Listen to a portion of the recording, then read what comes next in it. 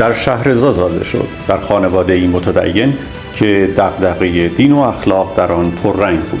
تحصیلاتش را در رشته مهندسی مکانیک در دانشگاه تبریز آغاز کرد، اما خیلی زود مسیر خود را تغییر داد و به فلسفه روی آورد. در رشته فلسفه در دانشگاه تهران و سپس در دانشگاه قم به تحصیل ادامه داد و سالها به تدریس فلسفه اسلامی و فلسفه غرب پرداخت. مصطفی ملکیان فقط یک مدرس فلسفه نیست. او متفکری است که کوشیده میان سنت و مدرنیته، میان دینداری و عقلانیت، گفتگویی صریح و انتقادی برقرار کند. او از چهره‌های شاخص جریان موسوم به روشنفکری دینی در ایران معاصر به شمار می‌رفت. اما پروژه فکریش را با عنوان عقلانیت و معنویت صورتبندی کرده است. کوششی برای کاستن از رنج انسان از طریق زیستن عقلانی و اخلاقی، بیان که وابسته به ایدئولوژی یا نهاد خاصی باشد. آثار او تلاشی هستند برای پاسخ به یک پرسش بنیادین: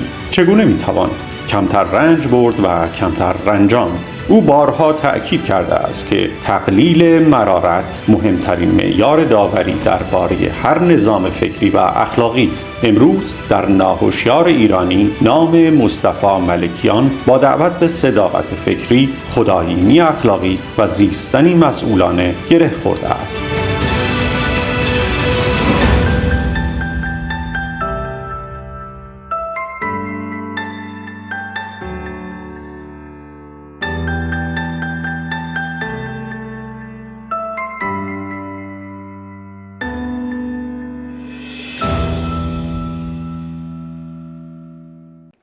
میتونم بپرسم شما از کی با اندیشه‌های بودا آشنا شدین؟ من سال 54 که تغییرش داده بودم، از مهندسی اومده بودم فلسفه، سال 54 اولین بار من با بودا آشنایی پیدا کردم.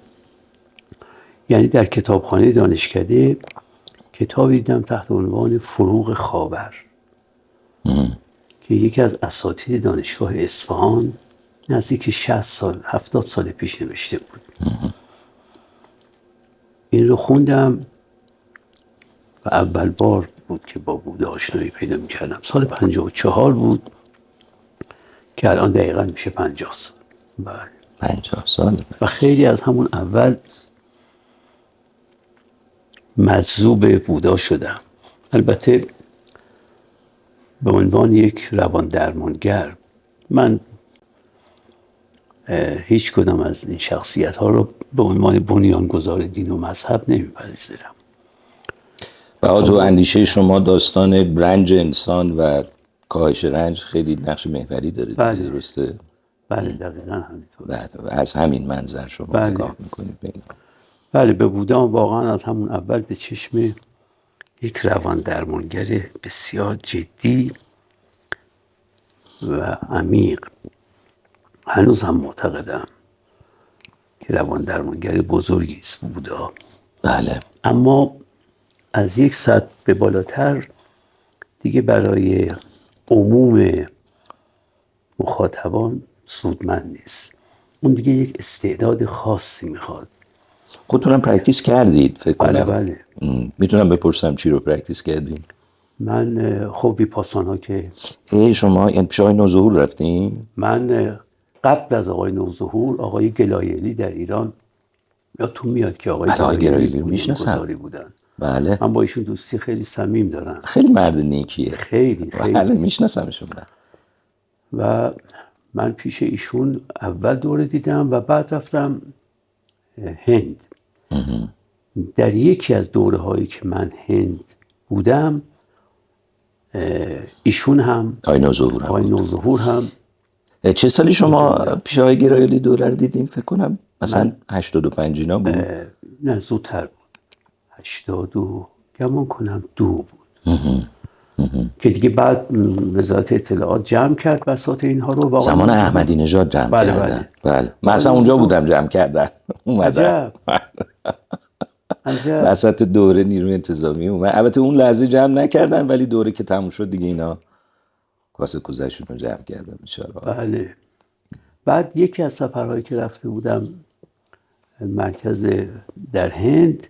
اونجا آقای نوظهور رو دیدم و دیگه جلساتی با هم بودیم و دیگه دوستی پیدا کردیم با هم.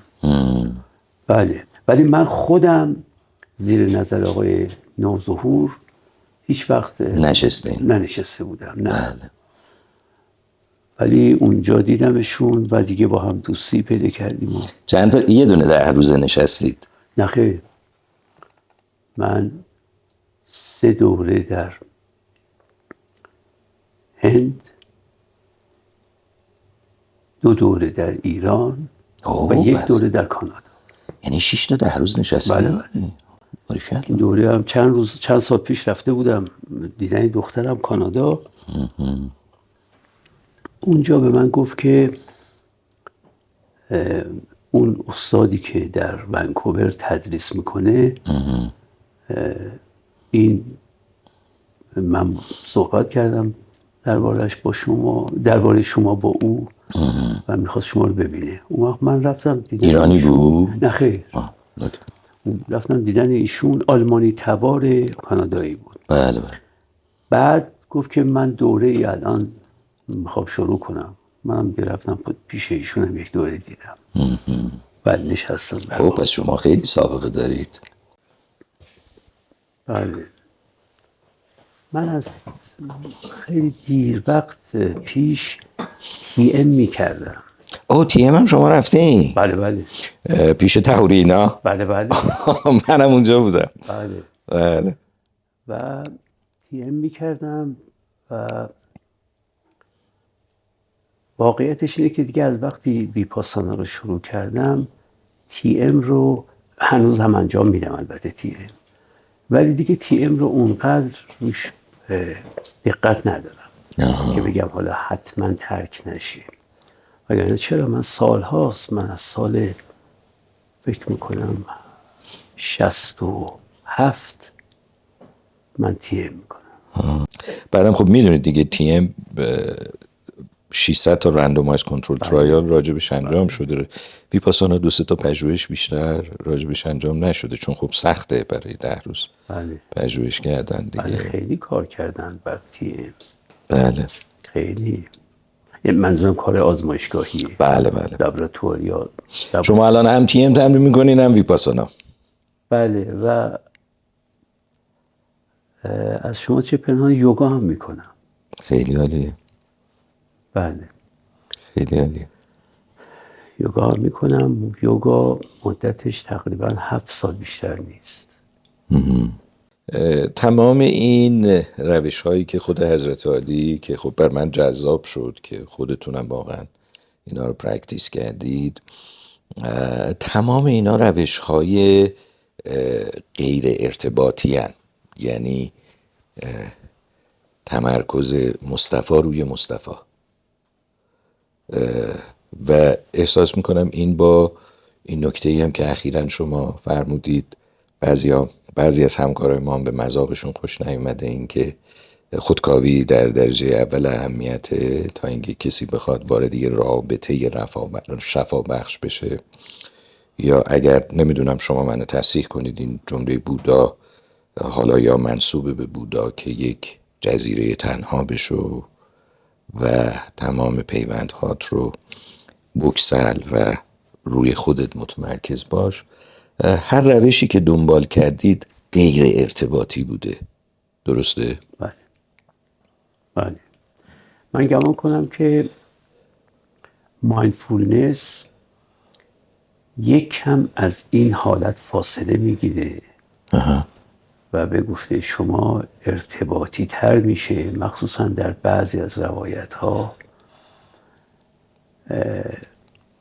یک کم به غیر خود هم توجه میکنه. چون مایندفولنس در واقع به معنی دقیق کلمش ذهن آگاهی نیست، در واقع حال آگاهیه.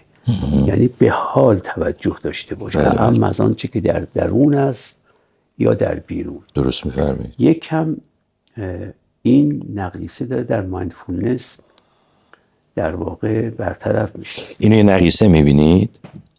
کدوم نقیصه؟ نقیصه میبینم که آدم فقط متمرکز بر خود باشه. به نظرم میاد بی‌نقیصه نیست. ولی شما همین راه انتخاب کردید؟ بله. ولی در مایندفولنس که به نظرم میاد، چون من با مایندفولنس فقط به لحاظ نظری آشنایی دارم، هیچ وقت مایندفولنس کار نکردم تا الان. در مایندفولنس داره این یک کم این نقیصه برطرف میشه به نظر من. ولی من نمیتونم داوری کنم در باب مایندفولنس که آیا موفق هست در این زمینه یا نه، چون خودم واقعا پرکتیس نکردم و خبر ندارم که چه میگذره وقتی که آدم به پرکتیشنر میشه. اما من فکر میکنم بی‌نقیصه نیست. چطور خود شما این نقیصه رو خارج از این نقیصه هیچ وقت پرکتیس نکردید؟ یعنی اگه اجازه داشته باشم، هر جایی من سوالی کردم فضولی بود شما بفرمایید، اگه مجبور نیستی. چرا مثلا خود شما هیچ وقت روان درمانی و روانکاوی رو انتخاب نکردید یا کردید؟ نمیدونم. نه انتخاب نکردم. نه. با اینکه شما میگید فقط تو خود خزیدن یه نقیصه است، چطور پس اون وقت هیچ وقت برای کاهش رنج راههای ارتباطی رو امتحان نکرد؟ عرض کنم که در باب روانکاوی، مخصوصا روانکاوی فرویدی و نوفرویدی و امثال ذالک، راست داستان رو بخوام عرض کنم، من مبانی فلسفی فرویدی رو اصلا قبول ندارم، مطلقا. معتقدم یک سلسله پیش‌فرض‌های نظری یا به تعبیر دیگری مبانی فلسفی داره فروید که از نظر من قابل دفاع نیست.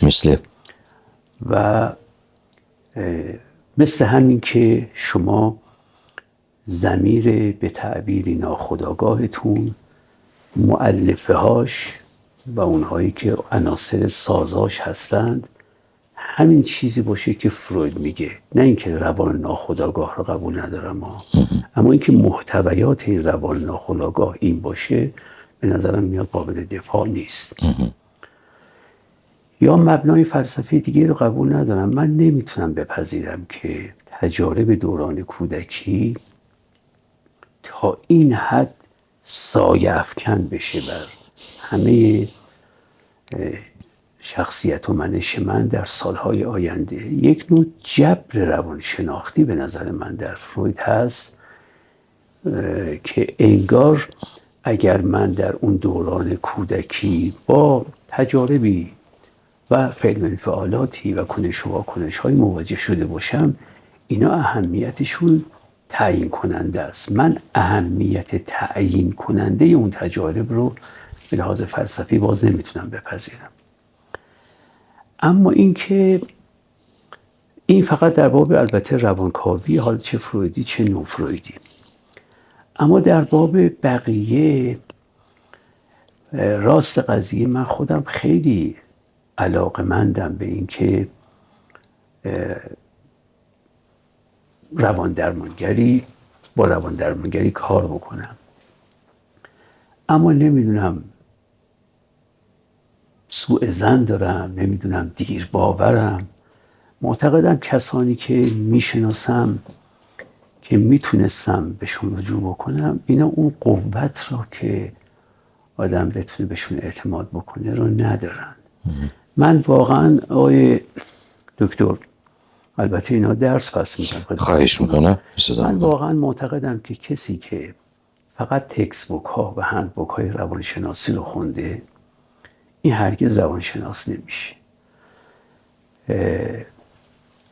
چیزی نظیر این رو من در مصاحبه هم 2 بار دیدم. در اروین یالوم این نکته رو گفته که من همیشه به دانشجویانم میگم که شما غیر از تکست بوک ها و هند بوک های روانشناسی باید یکی با فلسفه آشنایی داشته باشید و یکی با ادبیات جهانی. من خودم که 2 قلمرو دیگه رو هم افزودم بر این و معتقدم 5 قلمرو هست که یک روانشناس و روان درمانگر و مخصوصاً روان درمانگر باید با این آشنایی داشته باشه. غیر از خود روانشناسی و غیر از بخش‌هایی از فلسفه، نه همه فلسفه، فقط بخش‌های خاصی از فلسفه، و ادبیات جهانی، شاعران بزرگ، رمان نویسان بزرگ. دو قلمرو دیگه، یکم عرفان جهانی، یکم دین جهانی. حالا چرا میگم؟ چون اینها همشون درباره روان ما سخن برای گفتن داشتن.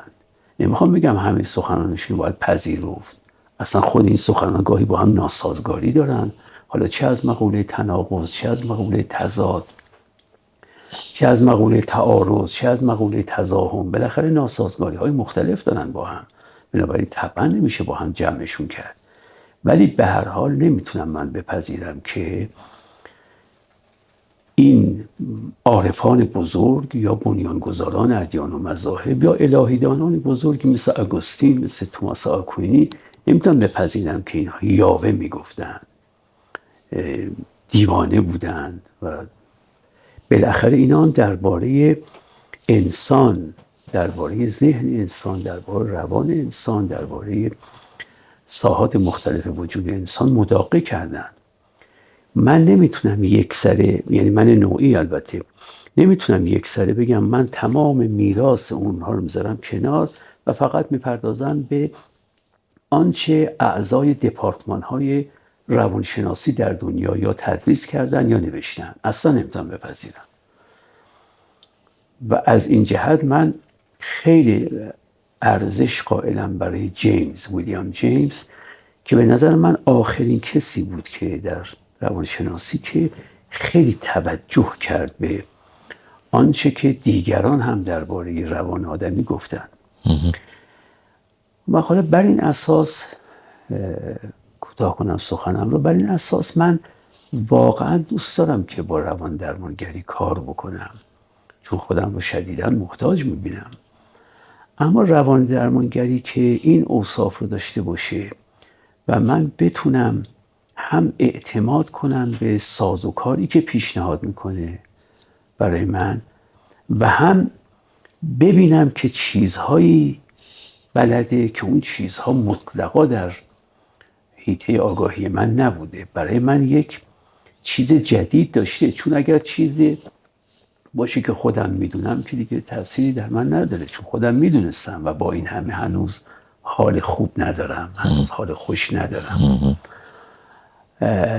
از این لحاظ با اینکه شدیداً معتقدم به روان درمانگر، ولی در این حال چون اون قابلیت رو ندیدم، البته نمیگم نیست، من نشناختم، ممکنه کسی گوشه و کنار ایران باشه که من واقعا نشناخته باشم. هیچ وقت هم اجازه ندادید به خودتون امتحان کنید؟ نه، من یک بار اسم میبرم. بله، نیازی نیست. حال من، چون من 5 دوره افسردگی در عمرم داشتم، این بار آخر که افسرده شده بودم سال 91 افسرده شدم و خیلی افسردگی شدیدی پیدا کردم. دوستی دارم که روانشناس و روان درمانگرند، خارج از کشورند. ایشون آمده بودند برای تعطیلاتشون ایران و اومدن طبق معمول که می اومدن دیدن من، اومدن دیدن من و دیدن من اینجوری شدم. ایشون خودشون پیشنهاد کردن که من میخوام بیام این مدت که ایرانم، بعد از ظهرها هر روز بعد از ظهر میام پیش تو و با تو کار میکنم. آمدندم دیگه و دوست بودن با شما از قبل؟ دوست بودن و خب خیلی لطف داشتن در حق من. من خیلی سپاسگزارم، ولی واقعا هیچ تأثیری در من نداشت و فقط باعث شد که اعتمادم باز به لااقل روش درمانگری که ایشون داشت، اعتمادم به کلی نابود شد. آیا این دوست بودنش نقش نداشت در مؤثر نبودن؟ درست نیست. اون دوستی در این رابطه، یعنی درمانجو و درمانگر، البته اختلال ایجاد میکنه. چرا؟ اما نه، همه رو نمیتونم بگم فقط به این جهت بود، ولی مسلما این جهت هم که شما میفرمایید تأثیر داشته، نقش داشته. اینه که چرا من خیلی دوست دارم، چون میفهمم که من مشکلاتی دارم در خودم و این چیزی هم نیست که اخیراً کشف کرده باشم. من از این نظر از ایام نوجوانی هم دنبال این متصوفه و دراویش و مرشدها هم میرفتم که هیچ کدام رو نتونستم باشون به گفته جوانها رابطه برقرار کنم. و چیز جدیدی نیست. من از همون نوجوانی میفهمیدم که من مشکلاتی دارم. تنها مانم اینه که اگر کسی رو پیدا کنم، گفتن نه اینکه من تحقیق کرده باشم، اون که دیده هم در نوشته هاشون، تألیف هاشون، ترجمه هاشون و گاهی در جلساتی دیدم، چون گاهی من در انجمن روانشناسی هم گاهی رفت آمدهایی دارم، سخنرانی میکنم گاهی. اون که دیدم من رو راضی نکرد. متوجه. یک کمی البته امکان داره که من دیر باور یا به تعبیری بدبین باشم، چون من از بچگی هم یک نوع وسواسی داشتم نسبت به آنچه که اساتید میگن. یادم میاد مثلا سال اول دبیرستان بودم، یعنی 13 سالم بود. دبیر زبان انگلیسیمون که یکی از بهترین دبیران زبان انگلیسی ایران بود و بعد هم استاد دانشگاه شد. بله. این وقتی لغات رو معنا میکرد من با مداد مینوشتم، بعد شب میرفتم تو فرهنگ لغت تحقیق میکردم، اگر درست بود این مداد رو تبدیل میکردم به خودکار. یعنی اینقدر اعتماد نمیکردم که اینو با خودکار هم اول بنویسم. این حالت رو من داشتم البته. و حتما دلایل موجهی داره اینکه شما مداقه میکردید از هر چیزی که از بله نمیدونم. البته واقعا حالا در واقع خودم بگم عجب ندارم، اما خیلی برام حقیقت مهمتر از اینه که به صرف اعتماد به یک استادی بتونم بپذیرم، نه اینکه عجبی داشته باشم، چون خودم میدونم که واقعا هیچ نمیدونم. اما در باب حقیقت طلبی خیلی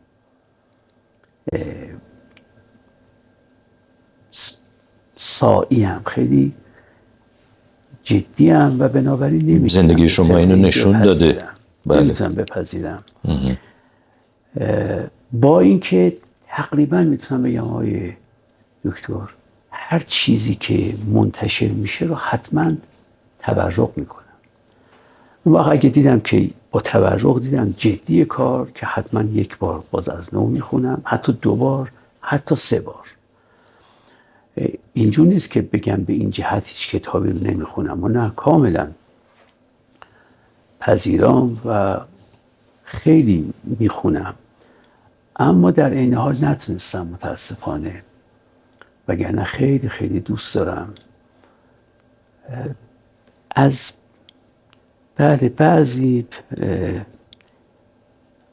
آثار و نوشته های اینها یک نوع بی‌دقتی، یک نوع ضعف وجدان کار، یه نوع هم شلختگی.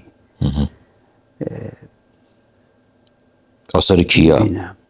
آثار بعضی از اینهایی که آثارشون یا ترجمه میشه یا تحریف میکنن. حتی میگم بعضی از نویسندگان در زمینه روانشناسی منظورتون؟ بله. میبینم بله، به دلم ننشسته. برعکس ممکنه روانشناسی باشه که خیلی هم مشهور نیست، شناخته شده نیست. بله. اما چرا آثارشو میپسندم، دوست دارم. غرضم اینه. به هر حال میخوام بگم که اعتراف دارم به این که نیاز دارم به روان درمانگر، این رو معترفم، اما نتونستم اون کسی رو که میپسندم پیدا کنم و بتونم مدتی زیر نظر او درمان بشم. من این صداقت شما رو خیلی می ستایم، اینکه صادقانه میگید که مثل هر آدمی ممکنه مشکل داشتید و مشکل دارید و نیاز به درمان دارید و سخت اعتماد میکنید و میتونید در واقع دل بدید به یک رابطه‌ای که قرار شفا بخش باشه. سوال بعدی من اینه که چقدر این سخت اعتماد کردن به پیوند برای شفا یا پیدا نکردن، شاید این درست‌تر باشه بگم هنوز اون کسی که مصطفی بتونه باش پیوند برقرار کنه رو پیدا نکرده، چقدر این توی نظریه پردازی شما و اندیشه های شما نقش داشته به نظرتون؟ چون مسلماً بی تأثیر نبود آقای دکتر، مسلماً و شاید اگر کسی در آنچه که من گفتم یا نوشتم مداقه کنه اتفاقاً نقیصه هایی که ناشی از این نکته رو پیدا کنه. خودم وقوف ندارم البته وگرنه سعی میکردم رفع کنم، اما هیچ بعید نیست که یک کسی وقتی در نوشته ها و گفته های من دقت میکنه ببینه آثاری از این نقیصه رو. بله هیچ بعید نمیبینم. من اجازه دارم نظر خودم رو تو این زمینه بگم. البته شما تصحیح بفرمایید، اول برداشت خودم رو چک کنم. این که هر چیزی که بوی پیوند بده، مثلا خاطرم هست فکر میکنم تو درس‌های مثنوی حضرت علی بود که مثلا ما بگیم فردوسی ما، حافظ ما و اینکه این مال ما در واقع مال ما نیست. آیا این زیر پوستی مثلا پیوندی که یک ایرانی مثلا ممکنه با فردوسی داشته باشه و بباله به این پیوند که مثلا فردوسی ایرانی بوده، در این حالی که یه حس تملکی هست که خب فردوسی اگه اندیشه‌ای داره مال همه آدم هاست، فرمای شما درسته، ولی یه پیوندی داره برقرار میشه بین اون ایرانی و فردوسی. آیا این پیونده رو شما دارید زیر سوال میبرید؟ نه به گمان خودم نه اصلا نه من دو چیز رو در این گونه موارد مورد تاکیدم هست. یکی این که وقتی شما دائما فردوسی و سعدی و مولانا بکنید، خودتون رو از امثال و نظائر بلکه بزرگتر از این اشخاص که در فرهنگ‌های دیگه هستن بی‌نصیب میکنید، محروم میکنید. یعنی اگر من فقط به بچم فردوسی رو بشناسانم و سعدی و حافظ و نظامی و مولانا، یک خطر داره و اون که بچه من از بزرگانی که در فرهنگ‌های دیگه هستن و بعضیشون به گمان من بیشک بزرگتر از اینا هستن من محروم میکنم. این یک نکته است. و یک نکته دیگه نکته است که در یک بافت دیگری کرکگور میگفت، اون البته در یک بافت الهیاتی میگفت و من اینجا از آن استفاده میکنم. کرکگور میگفت که عالمان مسیحی، روحانیون مسیحی گمانشون بر اینه که وقتی اثبات میکنن که دین مسیح برحقه یا دین مسیح کامله یا دین مسیح کامل ترینه، اون وقت دیگه فکر میکنن وظیفه ما تمام شده. و من کرکگور بهشون میگم که من فرض میگیرم دین مسیح دین کاملی باشه، کامل ترین دین باشه، مسیحیت حق باشه. به تو چه ربطی داره؟ نت میکنید به تعبیری که من گاهی به کار برم، این خانه قشنگ است ولی خانه ما نیست. اون میگفت که کرکگور میگفت که من به روحانیون میگم که اول اثبات کنید شما مسیحیید، این اول اثبات کنید، بعد اثبات کنید مسیحیت دین کامله. من مسیحیت دین کامل قبول میکنم، اما شما چه ربط و پیوندی با مسیحیت دارید؟ نت میکنید؟ بنابراین اول اثبات کن مسیحی، بعد برو در پی اثبات کمال مسیحیت و حقانیت مسیحیت باش. تو یک مسیحیتی رو اثبات میکنی حق، فرضم میکنم اثباتت هم کاملا بی عیب و نقص باشه، اما تو هیچ بهره‌ای نبردی از این مسیحیت. نت میکنی؟ یه مشکل دوم رو حالا میخوام برگردم با این مثال کرکگور برگردم.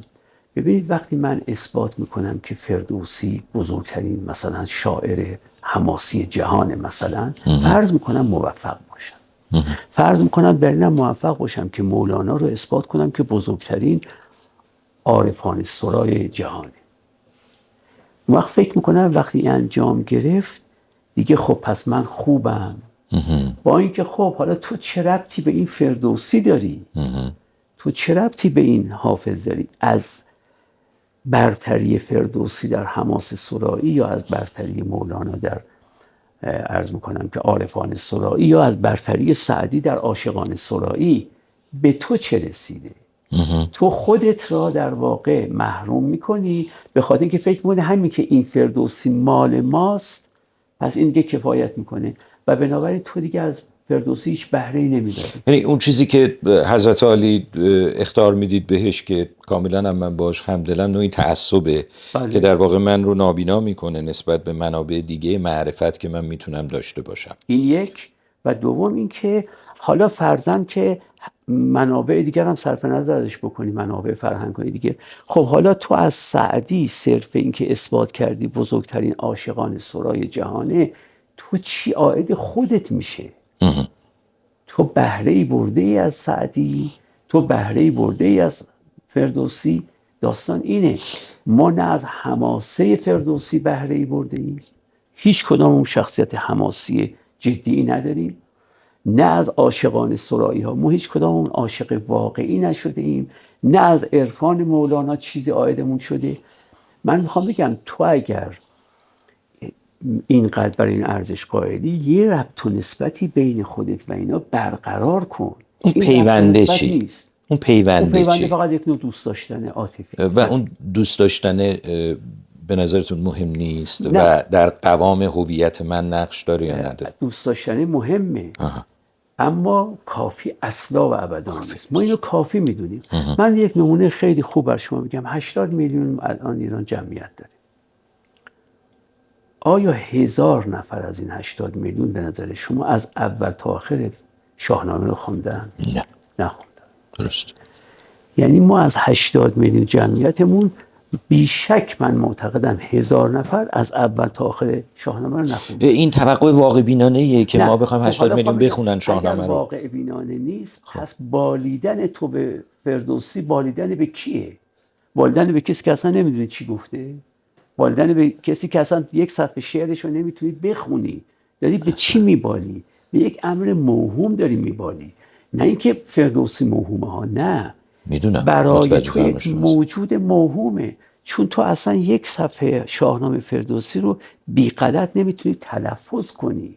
یک کارکرد نداره برای اون آدم این پیونده؟ نه. من هیچی از فردوسی نمیدونم، هیچی از حافظ نمیدونم، ولی میدونم اینا ایرانی هستن و من دوستشون دارم و این دوست داشتنه به من قوام روانی ممکن نیست بده، هویت ممکن نیست بده. به نظر من هویت واقعی، اگر هویت منظورتون هویت جمعی است که جامعه شناسان میگن، چرا هویت جمعی با همینها پدید میاد.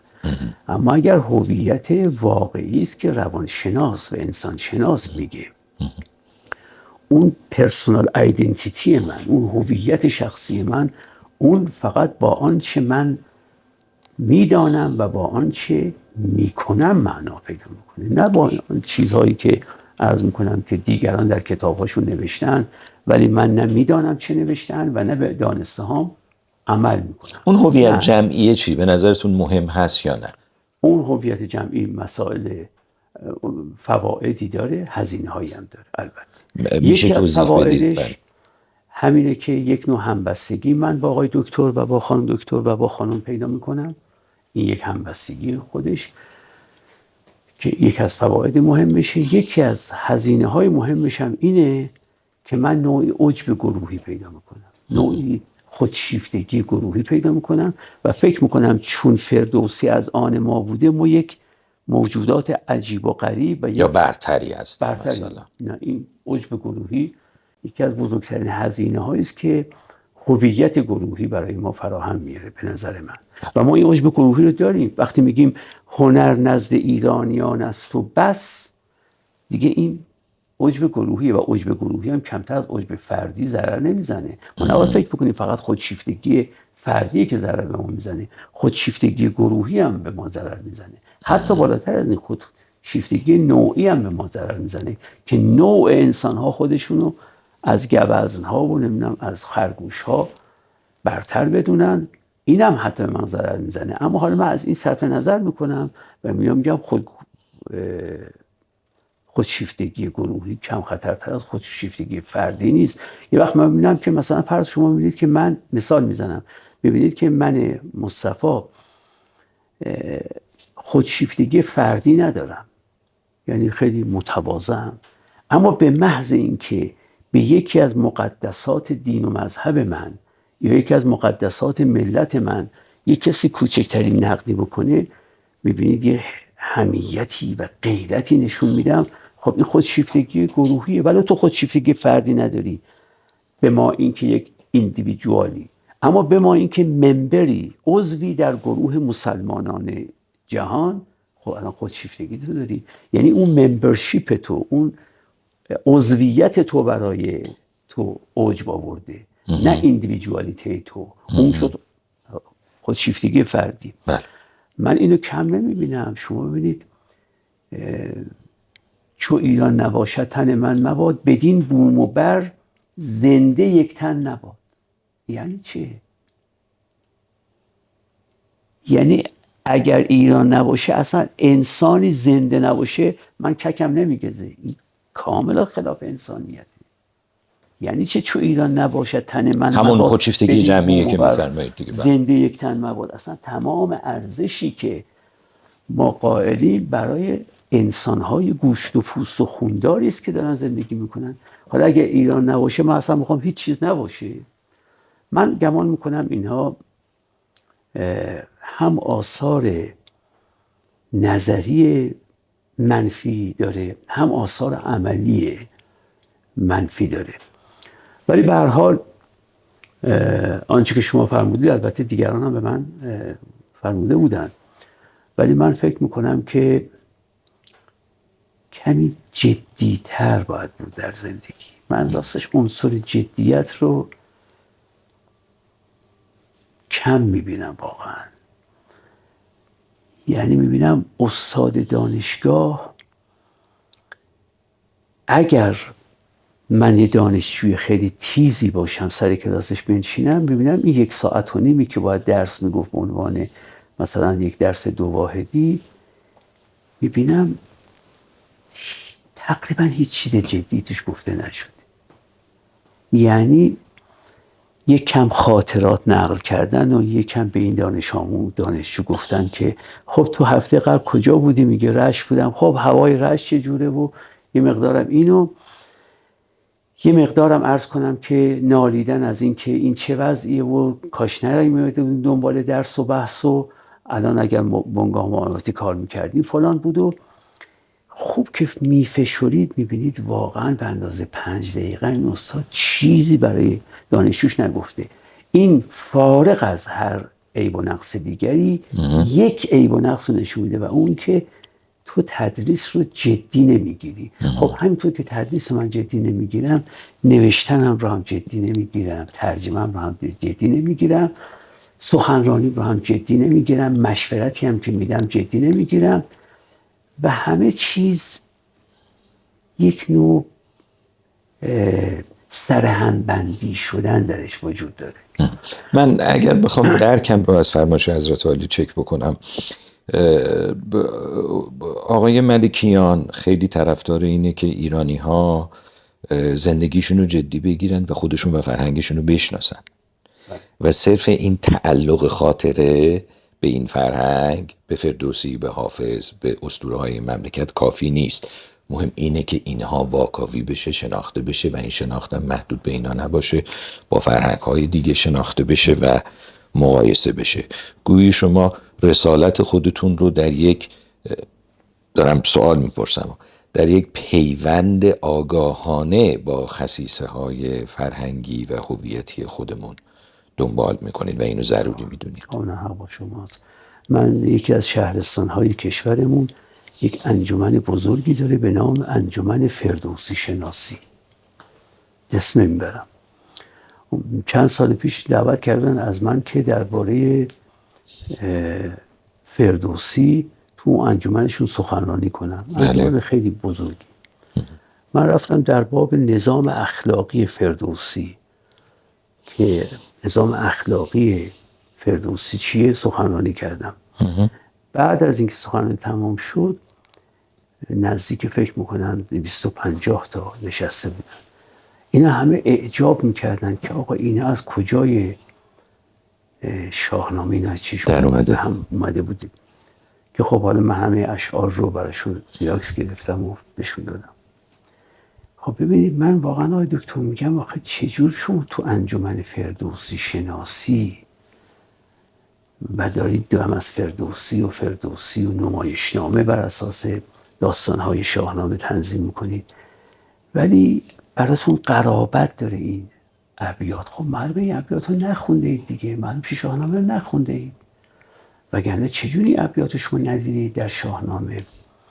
خب اینو من به طور کلی نه فقط راجع به فردوسی، راجع به دیگرانم من اینو عرض میکنم. به نظرم میاد ما اگر قصد استفاده داشتیم از بزرگان کشورمون، با اینکه من اصلا ناسیونالیست نیستم، اصلا شوینیست نیستم، اصلا ارق این ندارم که این کشور من بهترین کشور جهان اصلا، ولی میگم همین بزرگانی که تو این کشور وجود داشتن اگر این آموزه هاشون رو ما می اومدیم با عقلانیت امروز به محک می زدیم و آنچرا که در این محک زدن سربلند بیرون اومدیم جذب وجودمون میکردیم، جامعهمون این نبود. یعنی جامعه ای که هر کدام از ما به درجات مختلف نسبت به زیر دستمون مستبد، نسبت به بالا دستمون چاپلوس، متملق، خار و خفیف، نوکرمنش. خب این که دیگه تو فردوسی لااقل این درس رو فردوسی به شما میداد. فردوسی یکی از آموزه های اخلاقی جدیش همینه که تو رفتارت نسبت به مافوق چرا باید متفاوت باشه با رفتار نسبت به مادون؟ تو نسبت به هر دوی اینها باید صداقت داشته باشی، تواضع داشته باشی، احسان داشته باشی. اصلا کاری نداشته باشی که با مافوقه و کی مادونه. خود این رو اگر من ملکیان، من مصطفی خود اینو داشتم که آقا نسبت به هیچ کسی به خاطر مقامش کرنش نکنم و چاپلوسی و تملق و نوکرمنشی و اینکه انگار غلام حلقه به گوش اونم نداشته باشم. از اون طرف چرا من نسبت به آبدارچیه دارم، چرا نسبت به مرعوس خودم، نسبت به کارمند خودم مثل فرعون رفتار میکنم؟ خب اگر همین یک آموزه رو ما از فردوسی هممون داشتیم بهتر از این. و فردوسی مال ما نبود، اگه فردوسی مال هند بود ولی این نکته رو ما ازش آموخته بودیم بهتر از الان بود که فردوسی مال ماست ولی همین یک نکته ریزش در منش ما واقعا تسری پیدا نکرده، نفوذ نکرده در شخصیت و منش ما. من بیشتر میخوام ما متفکران رو از لحاظ یادگیری آموزه هاشون از آن خودمون بکنیم، نه از راه اینکه تو سرزمینی به دنیا اومدن که اسمش مثلا ایران بوده. نگه دارید حاشیه رو لطفا بزنید این براتون. چرا؟ از این ور آویزون شده بعد همین بعد پولیده رو از پوش کامل بکشیم پایین وسط. بله پولیده رو از پوش کامل زحمت بکشیم پایین. نه اینجا شروع پوش بازم باید بکنیم. بله خوبه. خب بله میتونیم بله ادامه من دیدم دست داغه کار ندارم. چای یکی دیگه بیارم براتون؟ نه متشکرم خیلی خوبه. ممنونم. هیچ متشکرم خیلی ممنونم. خب پس به عبارتی در عمل هم شما دارید همین کار میکنید. شما با یک نگاه انتقادی خزانه ها و گنجینه های این فرهنگ رو میخواید به مردم نشون بدید ولی در این حال یک نگاه انتقادی هم بهشون دارید. میتونم ازتون بپرسم با توجه به این میراث و تاریخ و اسطوره هایی که ما داریم نگاه انتقادی شما به فرهنگ ایران چیه؟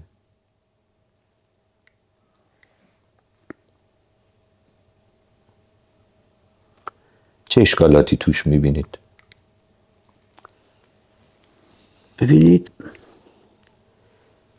اگر مرادتون اینه که نقدی به فرهنگ ما ایرانیان یا نقدهایی به فرهنگ ما ایرانیان هست که این نقدها فقط معطوف به ما ایرانیانه، من چون چیز سراغ ندارم که بگم ما نقدی میتونیم بکنیم که این نقد فقط اپلای میشه بر ایرانیان.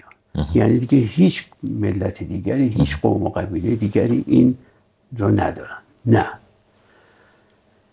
نمیتونم بگم. یعنی من هیچ عیب و نقصی نمیبینم در فرهنگ خودمون که بگم این فقط مال ما ایرانیان. از این نظر من اون چیزی که ازش تعبیر میشه به ناآگاه جمعی و اون چیزی که ازش تعبیر میشه به آگاهی جمعی، این دوتا رو هر دوشو به لحاظ مفهومی مناقشه هایی درش دارم اگر این مراد باشه. اما اگر این که بگید اون نه، مناقشه ها رو محبت میکنیم توضیح بدیم. بله، ببینید خب ما یه اصطلاحی داریم که یونگیه و شما استاد بنده اید، بهتر میدونید. من اینا رو همه رو درس پس میدم خدمت شما و سرورانم. عرض کنم که ما یک اصطلاح یونگی داریم که این اصطلاح در واقع اصطلاح ناآگاه جمعی که شما در آثارتون میبینم گاهی ناهوشیاری جمعی اصطلاح میکنید. من میگم ناآگاه جمعی. ببینید این ناآگاه جمعی اگر ما باشیم و آنچه که خود یونگ میگفت، این ناآگاه جمعی 5 تا ویژگی داره. یکی این که بر اثر فرگشت نوع بشر آهسته آهسته پدید آمده، بر اثر تطور و به تعبیری فرگشت نوع بشر حاصل آمده. این یک.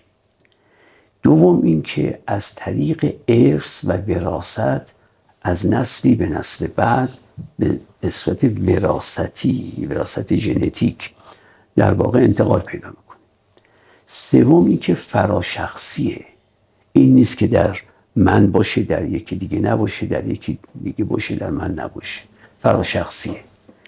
چهارمش اینه که فراگیر نسبت به نوع بشره. نوع بشر، این برش تاکید دارم. و پنجم هم اینه که اجزای سازندش در واقع کهن الگوها هستن. این مجموع این کهن الگوها هستن که این رو میسازن.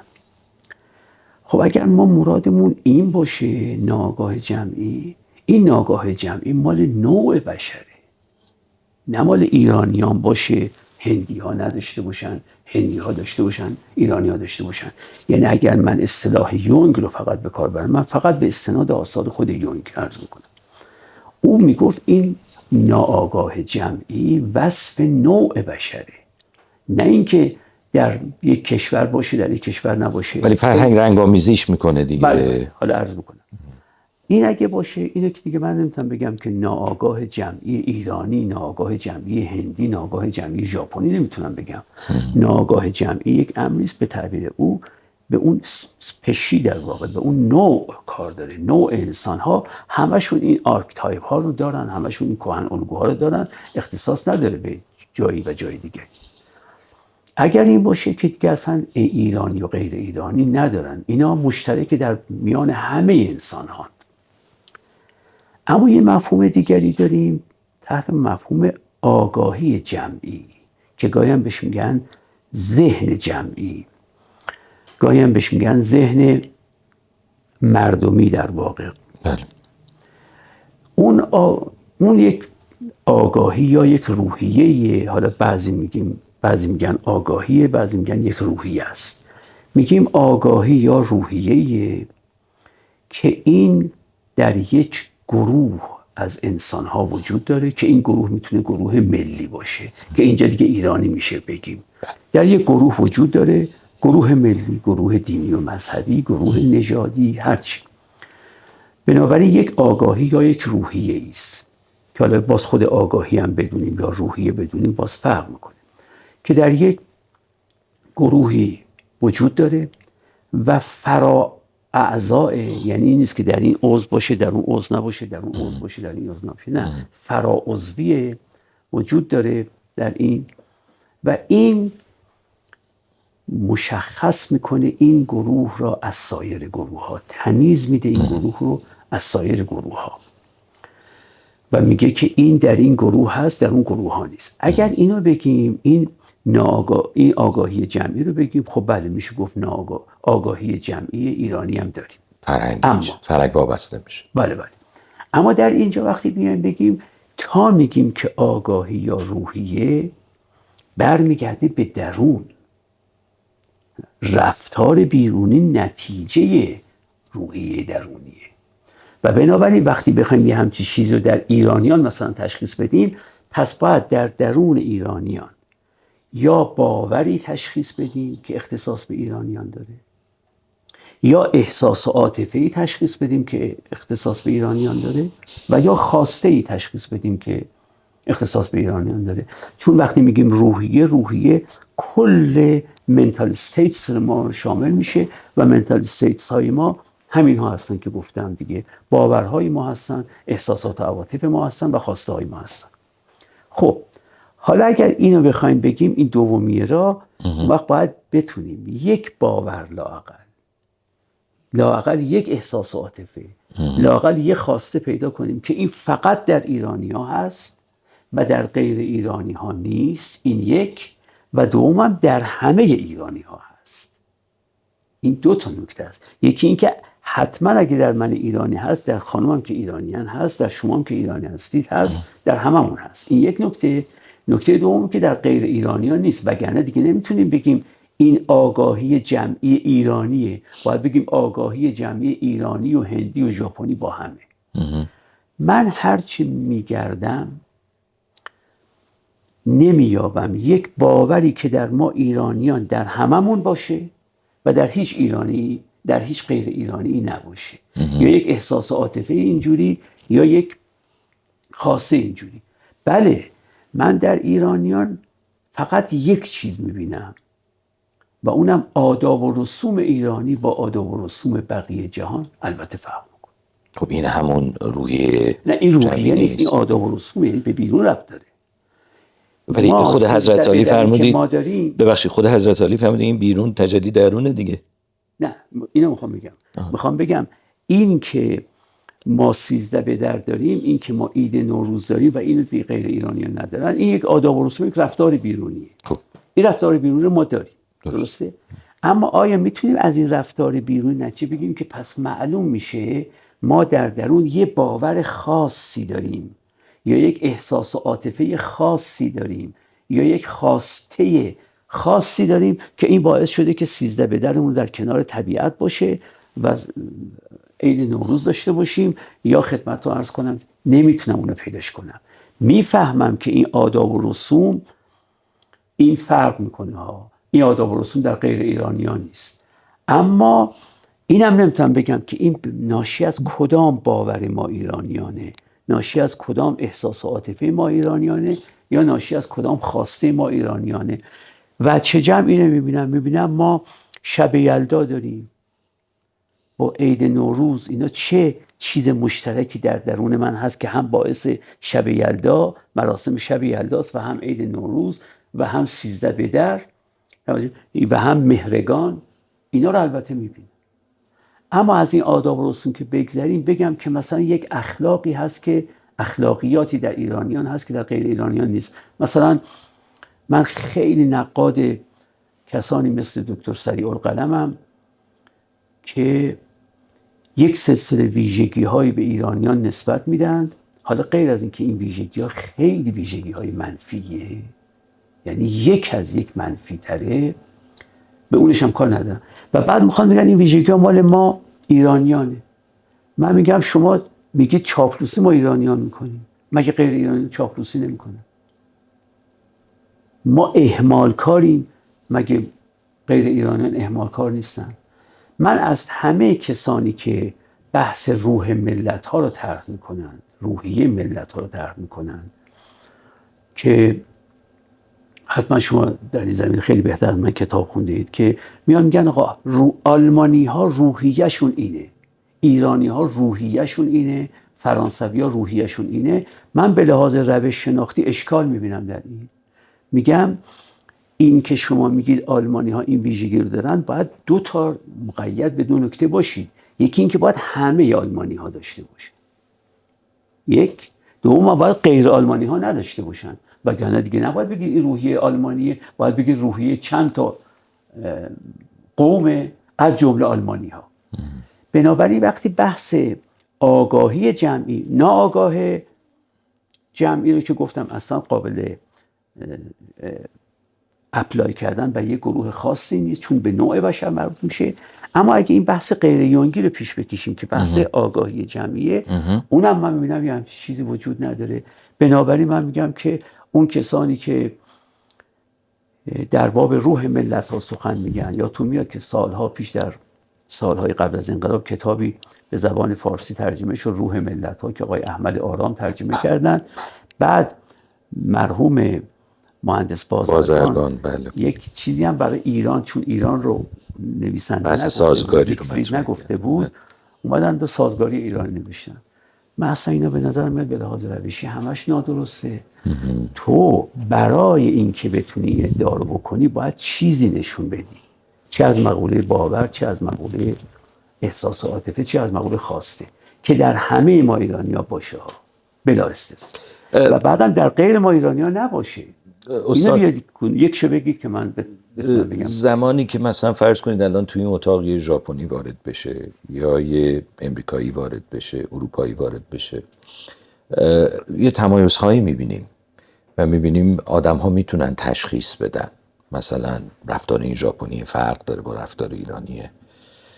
یعنی اون وقت این تمایزهایی که به لحاظ فرهنگی تو ذهن همه ما هست، مثلا میگیم این رفتار با این طرز لباس پوشیدن، این طرف ژاپنی، این اروپایی، ایرانیه، این عربه، وقتی اینا چه جوری تبیین میشه؟ دو نکته تفاوت‌ها. بله، دو نکته باید در این باب گفت. یک نکته اینه که نهایت چیزی که از این شما در میابید اینه که ایرانی امروزی که در سال 2026 زندگی میکنه با ژاپنی 2026 یه تفاوت‌های رفتاری داره.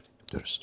اما این باز نشون میده ایرانی با ژاپنی، چون ایرانیان سابقهشون برمیگرده به چندین هزار سال، ژاپنی هم سابقهشون برمیگرده به چندین هزار سال. و اونا نقش نداره در رفتار متمایز اینها؟ نه، میخوام بگم این تفاوتی که الان شما در رفتار من ایرانی با یک ژاپنی میبینید، اینو نمیتونید تعمیم بدید به نیاکان منم که حتما 2000 سال پیشم این تفاوت رو نیاکانم با نیاکان این ژاپنی داشتن. این که در هر موقعیت مکانی، زمانی و وضع و حالی یک ژاپنی با من ایرانی فرق میکنه، این فقط نشون میده که من ایرانی و این ژاپنی در این مختصه مکانی و این مختصه زمانی و این مختصه وضع و حالی متفاوتم با و عقبی اینا تاثیر نداره در این تمایز. نه، تاثیر داره، اما نمیشه بگم این تفاوت همون تفاوتی که نیاکانمون هم داشتن. نه، مسلما تاریخ هر جامعه‌ای و فرهنگ هر جامعه‌ای و حتی نظام‌های سیاسی هر جامعه‌ای و مناسبات اقتصادی هر جامعه، اینا همشون دست به دست هم نمی‌سازن. اما اینکه اگر تفاوت من ایرانی الان با این ژاپنی الان در ایکسه، بگم 2000 سال پیشم نیاکان او و نیاکان من در ایکس با هم تفاوت داشتن، اصلا و ابدا نمیشه نشون داد. بگذاریم از اون نکته‌ای که من در جای دیگری گفتم و همش هم مورد حمله واقع شدم، و اون که ایران اصلا یعنی چی؟ ایرانی کیه؟ آیا ایرانی بودن به زبان فارسیه؟ پس یک عنصر زبانیه. آیا یک عنصر جغرافیاییه؟ بگیم ایرانیان کسانی هستند که در این فلات خاص زندگی میکنن که بشه عنصر جغرافیایی. آیا ایران عنصر تاریخیه؟ جغرافیایی نیست، تاریخیه. یعنی بگیم ما از کسانی که روی کره زمین از زمان مادها به این طرف زندگی کردن بهشون میگیم ایرانی. آیا یک عنصر سیاسیه؟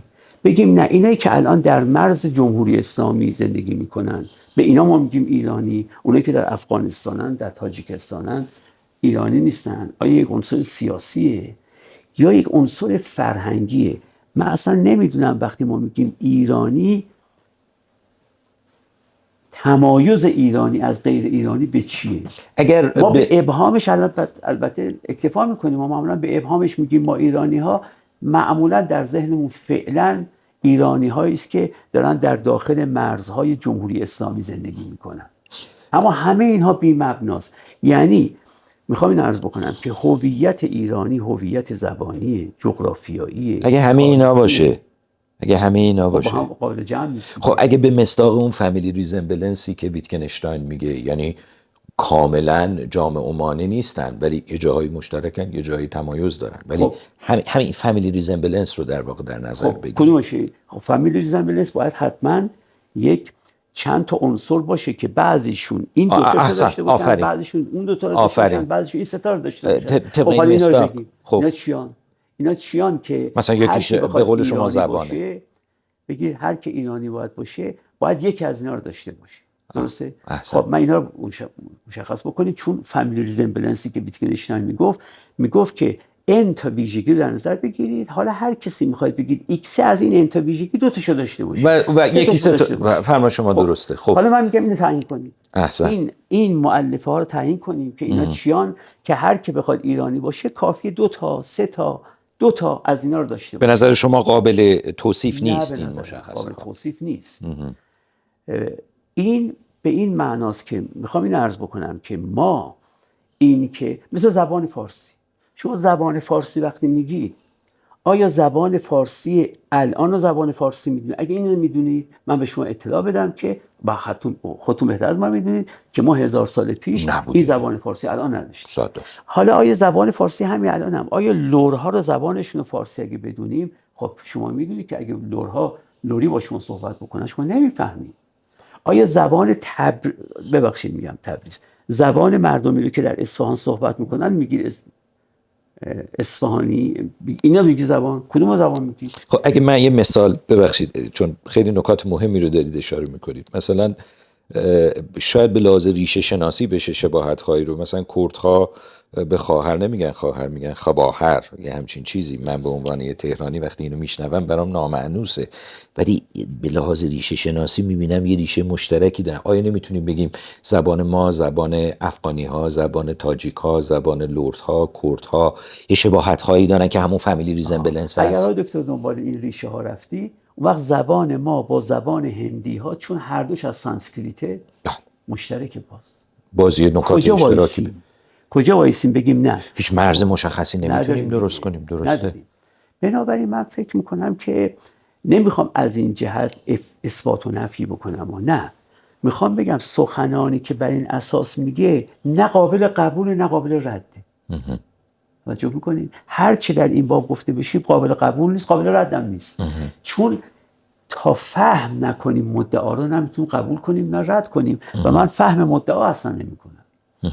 بنابراین من راستش نمیپذیرم این که ما بیایم نه مثل محمود سریع القلم که 27 تا صفت یک از یک زشتر رو به ما ایرانیان نسبت میده، نه اینو میتونم بپذیرم، نه این که یک کسی بیاد و مثل فرض کنید آقای، بازم مثال بزنم، آقای اصغر دادبه که در مناظری هم که با من داشتن هر چه صفت خوب بود میگفتن این صفت ایرانی است. توجه میکنید؟ و بعد هر چه صفت نقیض اون بود به عرب ها نسبت میدادن.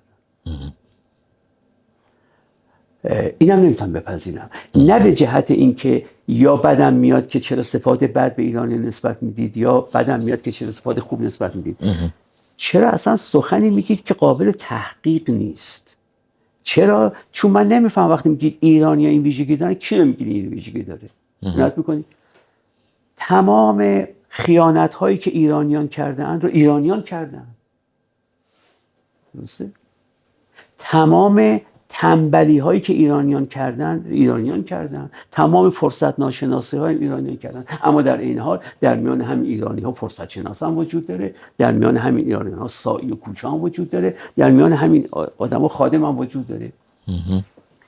اینه که فکر میکنم اینا همه سخنانی است که نه قابل رد نه قابل قبوله، به دلیل اینکه رد و قبول فرع بر فهمه و من در اینجا اصلا فهم از مدعا ندارم. نمیتونم اینا رو من آقای دکتر بپذیرم. اما یک چیز هست که میشه بدون اینکه جمود بورزیم که آقا این ویژگی ما ایرانی هاست فقط، که بعد بگن نه در غیر ایرانی هم هست، و بعد بدون اینکه این جمود هم بورزیم که بگیم در همه ما ایرانی ها هست، چون هر کدوم ما بگیم در بعض ایرانی ها نیست، بیایم اینو بگیم ایرانیان کنونی ما یک سلسله عیب هایی داریم که شاید در ملت های دیگه هم باشه، شاید هم نباشه، واسه هم کار نداریم که هست یا نه، ولی اینا رو عیبه باید رد کنیم، اینا رو باید دست برداریم. این عیب هایی که در ما ایرانیان هست، اینا چه در ملت های دیگه باشن چه در ملت های دیگه ممکنه در بعضی باشه، در بعضی هم نباشه. ممکنه در بعضی هم باشه، در بعضی هم نباشه. نمیتونیم بگیم وجه همه مشخص ایرانی ها کامل هست. ایرانی هست. نه در همه ایرانی ها هست و نه اختصاص به ایرانی ها داره که در غیر ایرانی ها نباشه. اینا رو رفع بکنیم. خب اینا رو من واقعا معتقدم و سالها پیش، نزدیک 20 سال پیش، به نظر اومده 21 مشکل فرهنگی ما ایرانیان داریم. ما همین ایرانیان که الان هست، نه این مشکلات فقط اختصاص به ما ایرانی‌ها داره و نه در همه ما ایرانی‌ها هست. اما ما 21 مشکل ما ایرانیان داریم که اون 21 مشکل فرهنگی به نظر من هم باعث شده که رژیم‌های سیاسیمون به این صورت در میان، هم باعث شده که روابط اقتصادیمون به این صورت سامان پیدا کنه و بقیه عیوب و نقائص به نظر من از این ریشه میگیره. اینو میشه گفت. خلاصه ای ازش رو میفرمایید؟ بله، مثلا ما ایرانی‌ها یکی از ویژگی‌هامون اینه که زندگی‌های دوگانه داریم و سه‌گانه داریم و چندگانه داریم و اصلا نمیگم غیر ایرانی‌ها ندارن، نه، بله، اما میگم ما ایرانی‌ها فعلا دستخوش یک زندگی دوگانه و سه‌گانه‌ای. باز نمیگم ایرانیان 5000 سال پیش هم اینجور بودن، نه، دارم بعضی کنون رو میگم ما زندگی دوگانه و سه‌گانه و چندگانه داریم. نکته دوم، ما ایرانی‌ها واقعاً تعارف و چاپلوسی در میان ما خیلی رایجه، هم تعارف هم چاپلوسی. بله، ما یه چیز دیگری به نام حیا داریم که خیلی خوب، آدم باید حیا داشته باشه، شرم داشته باشه، اما این معناش این نیست که من تعارف کنم در اینجا و اگر این میوه‌ای رو که دوست دارم بخورم حتما بگم دوست ندارم بخورم، یا از اون طرف بیام یک ویژگی‌هایی به شما نسبت بدم که در شما نیست ولی فقط چون خوشتون میاد بهتون بگم. خب این در ما ایرانیان هست و این به نظر من عیب بزرگیه. یعنی میتونیم بگیم، ببخشید فرمایشتون رو قطع میکنم، یه خصایصی هست که یه جنبه‌های مثبت داره. مثلا طبق همین نکته‌ای که میگید من میتونم مهمون نوازی ایرانیانم اینجا بذارم، یعنی اینکه من الان پذیرای مهمانم نیستم، نمیتونم باشم، ولی به خودم فشار میارم و مهمونم رو عزیز میدارم. همین میتونه منجر به ریام بشه، منجر به چاپلوسی هم بشه. دقیقاً. یعنی وجه مثبت داره، وجه منفی داره. بله. این باز در ما ایرانیان هست. یه چیزی که در ما ایرانیان هست اینه که ما خودشیفتگی ملیمون فراوانه. باز من نمیگم این در بقیه نیست، ممکنه کسی بگه آقا در آلمانی ها بیاد ببینید خودشیفتگیشون دوبله شماست، تریپل شماست، نفی نمیکنه، اما در ما هست. به هر حال ما خودشیفتگی داریم و دائما به داریم هامون میپردازیم، به اینکه چه چیزهایی رو داریم، اما اینکه چه چیزهایی رو نداریم و باید داشته باشیم این اصلا بهش توجه نداریم و این خودشیفتگی گروهی و قومی در ما ایرانیان قویه. این هست و باعث میشه نقاط منفیمون رو خیلی از اوقات نبینیم. بله. این باز یکی از اون ویژگی. یکی از ویژگی‌های دیگه ما اینه که ما اساساً اهل تعبدیم. اساساً سخن رو بر اساس استدلالی که به سودش وجود داره نمیپذیریم، به اینکه کی گفته این سخن رو نگاه میکنیم.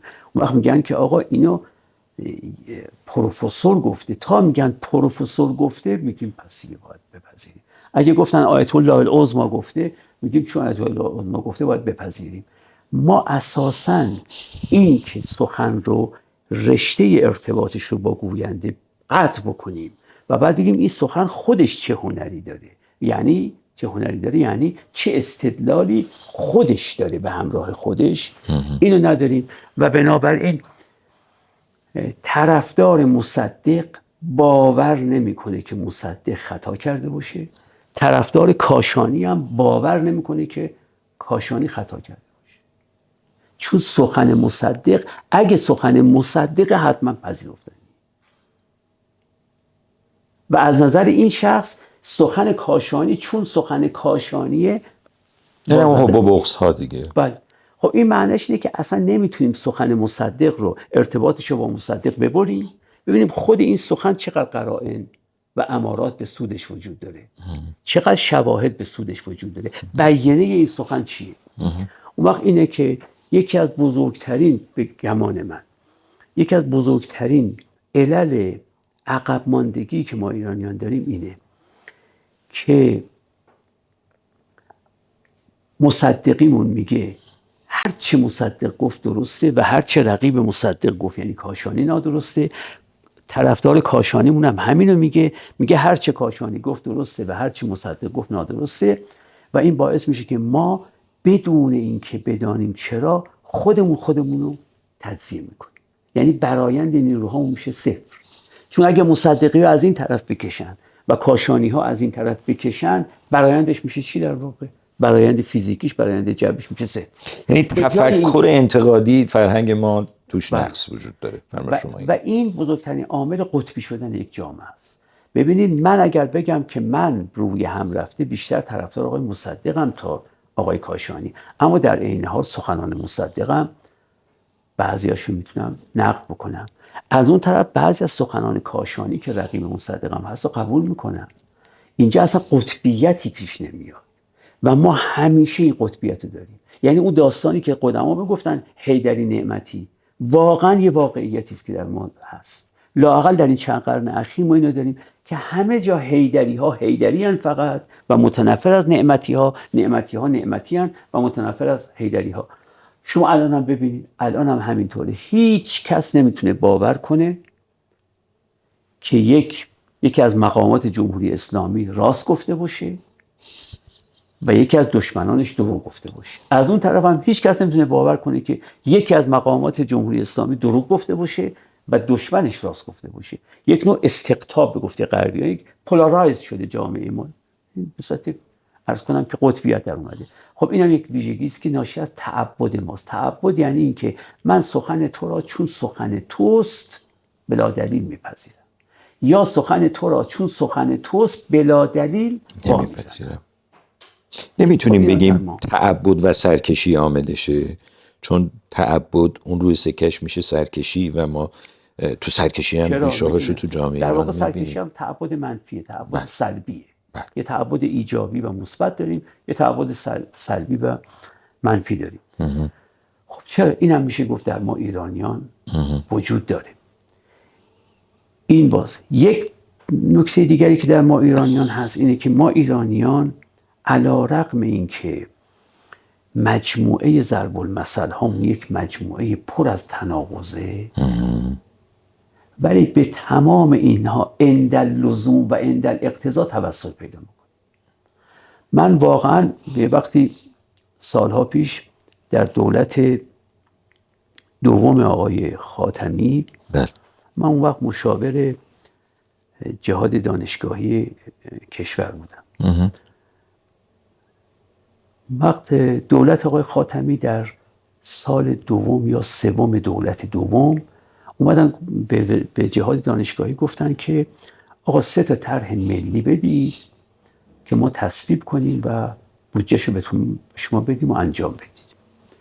خب این جهاد دانشگاهی اومدن پیش من گفتن که آقا 3 تا طرح ملی. طرح ملی هم اون وقت با پول اون زمان گفتن که تعریفش اینه که اولا میزان طرح از 600 میلیون تومان بیشتر میشه بودجه طرح، و یکم که طرح ملی طرحی که به درد یک قشر مردم نخوره، به درد تمام مردم بخوره، نه اطباء، نه فرضاً فلان کارگران. بسیار خوب. گفتن که 3 تا طرح ملی بدید. من 3 تا طرح ملی پیشنهاد کردم. یک طرح ملیش به بحث قبلیمون ربط داشت. گفتم آقا ما بیایم ماندنی‌های ادب فارسی را استخراج کنیم. ما خیلی چیزهای ارزشمند در ادبیاتمون وجود داره، استخراج بکنیم. منتها از 3 تا تصفیه خانه باید بگذره تا یه چیزی بهتون بگیم ماندنی. وقتی میگم این شعر نظامی جزو ماندنی های ادب فارسیه، ولی اون بیت دیگهش نه، با این 3 تا میگم باید آنچه که میگیم جزو ماندنی های ادب فارسی ما با عقلانیت امروز ناسازگار نباشه، با اخلاق جهانی هم ناسازگار نباشه، با حقوق بشر هم ناسازگار نباشه. اگر یه بیتی، یه جمله‌ای، مثلا جمله‌ای در گلستان یا بیتی در بوستان، از این سه تا موفق بیرون اومد، این میشه جزو ماندنی ها. گفتم اینا رو از ادبیاتمون استخراج کنیم. اون وقت میگفتم که چه فوایدی داره وقتی استخراج بکنیم. این یک بود. یک طرح دیگه هم این بود که گفتم آقا ما زندگیمون خیلی بر اساس ضرب المثل هامون میگذره. شما بیاید امثال و حکم ده خدا را، اینو بیاید یک نوع غربالگری بکنید. میکنید هر چیزی تو امثال و حکم ما هست و من وقتی که اقتضا کنه به این ضرب المثل متوسل میشم، وقتی اقتضا کنه به اون ضرب المثل و این زندگی منو تناقض‌آمیز میکنه، رابطه منو با شما نمیذاره رابطه سالم باشه. عنایت میکنید. و از طرف این بیم که نابرده رنج گنج میسر نمیشه و مزدان گرفت جان برادر که کار کرد. خب این انگار همه چیز میذاره به عهده من، درسته؟ اما از طرفی هم میگیم که العبد یدبر و الله یقدر. میگیم تو هر چی میخوای تدبیر بکن و فکر بکن، خدا اون که میخواد بکنه انجام میگیره. خب این دوتا با هم سازگاری ندارن، این دوتا با هم. حالا برگردم به این قسمت. من میخوام بگم که ما بیش از حد به امثال و حکمون تکیه میکنیم و متوجه این نیستیم که اولا این امثال و حکم خودشون در درون خودشون با هم تناقضاتی دارن. ثانیاً امثال و حکم نشان دهنده حکمت قدماست، ولی معلوم نیست هر سخنی که قدما گفته‌اند درست باشه. هر زمان باید از نوع یک در واقع بازنگری بشه. ممکنه سخنی که قدما میگفتن اون وقت که میگفتن واقعا صدق داشته اون سخن، ولی الان وقتی میگن دیگه میبینیم صدقش نادرسته. عنایت میکنیم. مثلا خیلی چیزا که قدما ارثی میدونستن ما امروزه میدونیم که ارثی نیست، برعکسش هم هست. خیلی چیزا رو قدما ارثی نمیدونستن ما امروزه ارثی میدونیم. بنابراین این که چون سعدی گفته که تربیت نااهل را چون گردکان بر گنبد از پرتو نیکان نگیرد هر که بنیادش بد است، اینا ببینیم آیا الان میشه اینو گفت یا نه. آیا الان هم میشه گفت یه چیزی به نام اهل داریم و یه چیزی به نام نااهل داریم؟ خب این باز به نظر من میاد که اینه که شما با من بحث بکنید، شما میتونید از امثال و حکمون به نفع خودتون استفاده کنید، منم از همون مجموعه میتونم به نفع خودم استفاده کنم. و این معناش اینه که عقلانیت بر ما کاملا مسلط نیست. الان ما یک عقلانیتی که قدمان داشتن بدون اینکه بازنگری بکنیم درش، هنوزم داریم باش جنس میخریم، باش جنس میفروشیم. این مثل اینه که یک کسی با پولهایی که زمان شاپور، سکه های زمان شاپور هم الان بخواد تو بازار تهران جنس بخره، خب منطق نداره. ما هنوز داریم با آنچه که سکه هایی که قدمای ما ضرب زدن هنوز داریم با هم داد و ستد میکنیم. و بنابراین اگه من وسط بحثم با شما یه بیت از حافظ خوندم، شما دیگه ساکت باید بشید دیگه، حافظه دیگه عنایت میکنید. و خب این کم نیست، کم اثر نیست. شما ببینید که خطبای ما چه دانشگاهیشون فرق نمیکنه، چه حوزویشون، تا قال رسول الله گفت دیگه همه ساکت، چون رسول الله گفته. عنایت میکنید. اونم تا گفت که سعدی فرموده است که، تا سعدی فرموده است که، آقا سعدی فرموده است که این داله بر چیزی نیست، این درست غیر قابل نقد نیست، سائر در اومده. بله. خب حالا قرارم اینه که وقتی شما رو خیلی گرفتم، خواهش میکنم، شرمنده‌ام از شما، نفرمایید، استفاده داریم میکنیم. ولی میخوام بگم نه، من میپذیرم که یک سلسله مشکلات فرهنگی ما داریم که من به نظر خودم اومده که تعدادش اینه و منتشرم کردم همون سالها. اون وقت که سخنرانی کردم در منزل آقای عبدالله نوری، بعدش هم بلافاصله به صورت مقاله منتشر شد.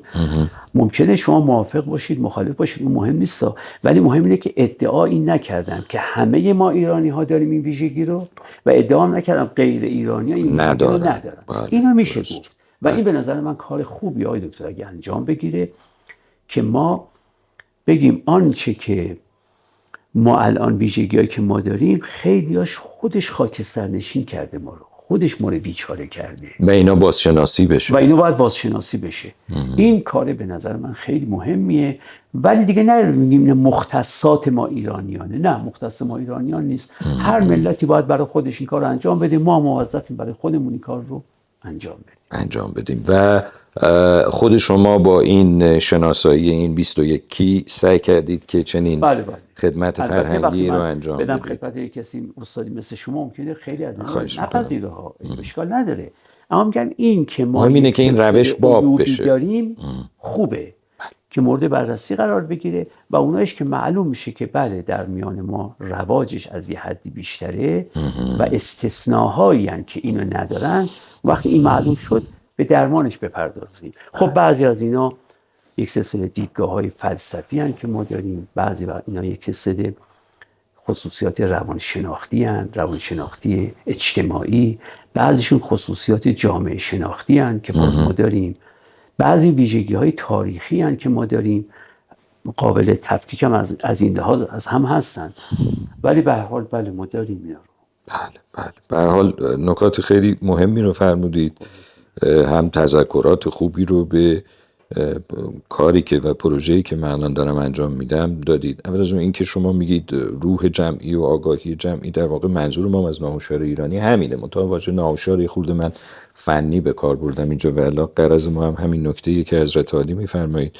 و اینکه همش هی بگیم آقا ما این ویژگی‌های مثبت رو داریم، این خوبی‌ها رو داریم، اتفاقا اینکه نگاه نقادانه داشته باشیم به فرهنگ عمومی خودمون و سابقه‌های تاریخیش، خب قطعا این خیلی اهمیت زیادی داره که شما هم سالها پیش زحمت کشیدید و این رو کلید زدید که ضروری انجام بشه. چقدر احساس میکنید که این پروژه چقدر بلند پروازانه است؟ آیا ما میتونیم واقعا به یک انسجامی برسیم با عقل عرفی امروز که تعارض نداشته باشه با اخلاق جهانی، با حقوق بشر و با یه چیز دیگه فرمودید عقلانیت، و بتونیم در واقع یه جوری انگار فرهنگ خودمون رو خانه تکانی بکنیم و هماهنگ بکنیم؟ چقدر به نظرتون آیا این خیلی بلند پروازانه نیست؟ آیا شدنیه به نظرتون؟ شدنیه، بله شدنی میبینید؟ شدنیه. من اون وقتی که این طرح داده شد اونقدر بوروکراسی اون زمان به عقب انداخت که آقای احمدی نژاد اومد روی کار و اون لغو شد. ولی بعدها من خیلی جاهای اینو پیشنهاد میکردم در سخنرانی ها جاهای مختلف که این کار انجام باید بگیره. تقریبا 4 سال یا 5 سال پیش فرهنگ معاصر آقای داوود موسایی، انتشارات فرهنگ معاصر، به گوششون خورده بود و گفتن که من حاضرم سرمایه گذاری کنم درباره این که انجام بگیره. یکی از دوستان بنده آقای دکتر مهدی سالاری نسب، ایشون رفتن اونجا و سرپرستی این پروژه رو به عهده گرفتن. من دیگه خبر ندارم که پروژه به کجا انجام رسیده. بله. ولی اونها دارن همین کار رو میخوان بکنن که ببینن واقعا از مولانا چی قابل بیرون آمدن. البته راجع به خود مولاناش رو خود من انجام دادم، مولانا رو، اما راجع به بقیه رو نه. و چاپ شده این کار مولاناتون؟ تمام نشده، خیلی مفصل شده. در واقع نظام اندیشگی مولانا را آنچه که امروزه ما میتونیم بپذیریم در اوایل قرن 21 میلادی، انسان امروز هم با این عقلانیتش و با اون اخلاق جهانیش و با اون حقوق بشرش میتونه بپذیره.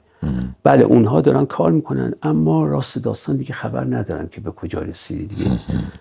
ولی کار شدنیه.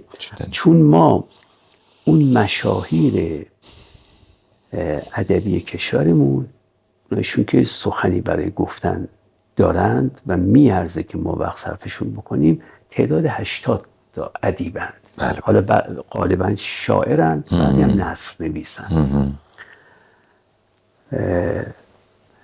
و این کار خیلی دشواری نیست، مخصوصا وقتی که با این 3 تا معیار باشیم. همون اول خیلی ها رو میبینیم که با این معیار میرن کنار. بله.